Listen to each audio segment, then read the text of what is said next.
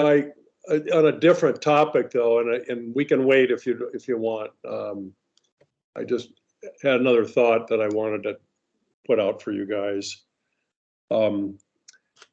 We are being asked here to deal and resolve microaggressions in youth hockey. And I think it's coming out of Safe Sport, where kids are, saying inappropriate things to other kids on the ice. And I think, now I'm gonna get the numbers about right, but not 100%. But pre-pandemic, I think, there was maybe 3 official complaints about, it's mostly, racial slurs of some sort. The next year, there were 20. This last year, there were 100. And Minnesota Hockey, as an entity, feels that they need to investigate every one of these complaints, and they're going to, in theory, they haven't done it yet. It's coming up in June.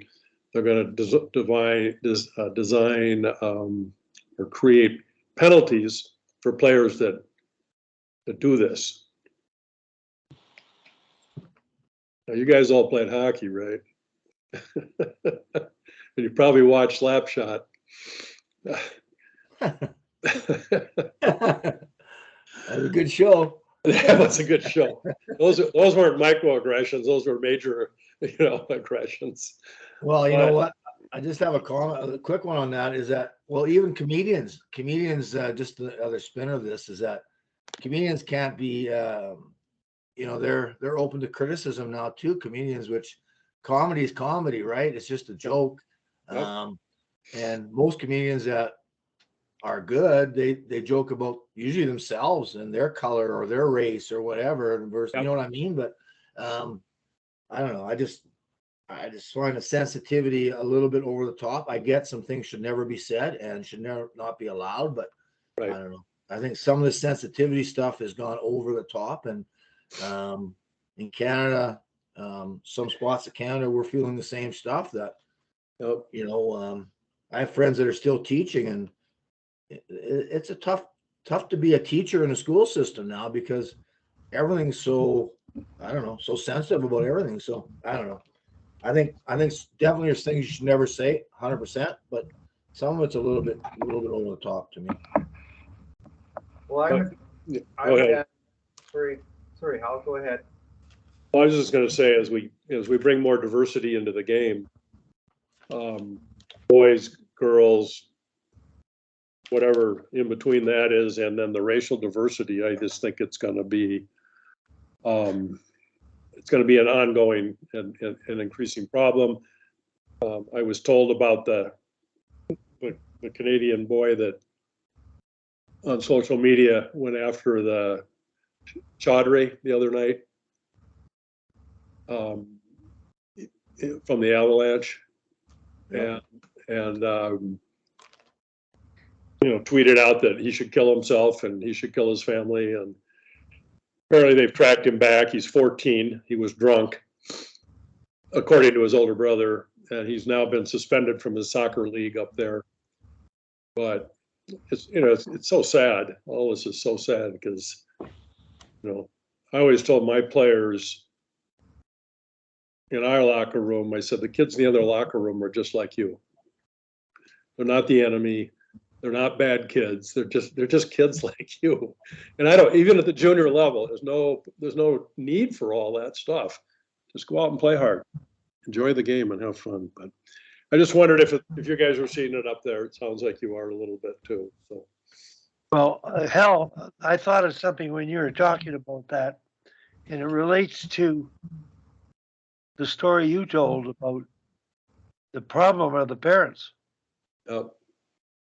And they're getting that from somewhere, from some environment and you're raised in certain ways. And so coaches, in a sense, are trying to influence the kid and to get them to see the good in things and do the good in things. But I think the conversations with parents are critical, and whether you have them or not, but they have to have them with themselves. I think it's a bigger social problem than we know. It extends beyond the sport, but the sport can do more maybe to change it. I'm glad Jordan intervened there because I wanted to talk to him. Jordan, you go ahead. You had some thoughts on your mind related to the discussion. Well, when it comes to these types of things, Hal, there's obviously for our game to grow, we have to have underrepresented populations joining. And so it's really important that we do have the multicultural aspect to our game and that piece. And as you see that occur, like you're mentioning, then some of these other pieces pop in. But the other piece to it is, I would ask the question, you could ask that of Minnesota hockey, and that's that if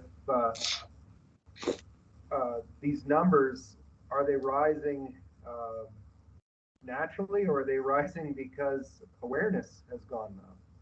And we're far more aware of the appropriateness of this and that piece. So I often use the story of to younger administrators than myself in a school that if you want to see how much bullying is going on in your school, bring in a bullying presenter.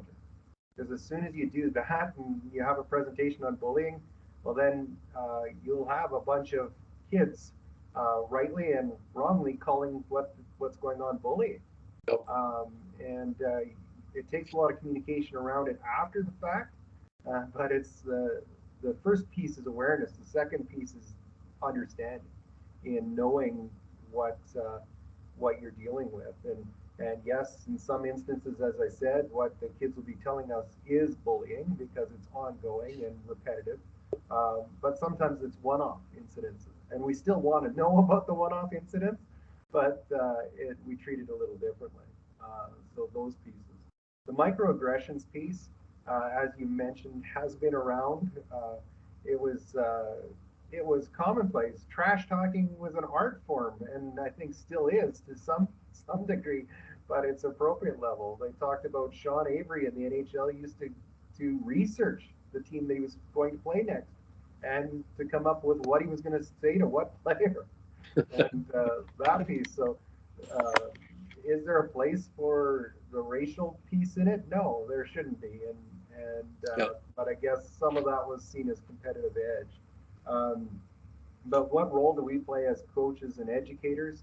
I think I go back to a General Morrison, it was an Australian general, and you can search it up. The YouTube video is there. It's been out for quite a while. It was after they'd had some incidents in the Australian Army to do with the degradation of women in their ranks. And he has a line in there that he says, the standard which we accept is what we're willing to walk past, or vice versa. What we're willing to walk past is the standard that we accept. And so as coaches, as educators, we have to hold that standard. We set that standard. Like I know I'm coaching U18 AA female hockey. I don't swear in my dressing room.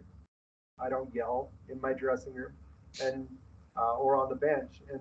And why is that? It's not because it isn't accepted by parents or players. It's because I wouldn't accept that in a classroom to those same age students. So why would I expect that of myself as a hockey coach? So it's setting that standard, holding to that standard, and moving forward from it. So will there be bumps in the road with this, Hal? Yeah, absolutely. And Ken, to your point, the pendulum swinging piece, I don't know whether it ever gets back to the middle, but I think that the awareness piece is important, that we are more aware. But I think that in the long run, what the most important piece if we truly love this game and we truly want it to grow, we have to find ways of including underrepresented populations, whether it's able-bodied or in your sport can adapt it. The more access that we can provide people, the better it's going to be. Thanks, Jordan, very much. That was great. It's sort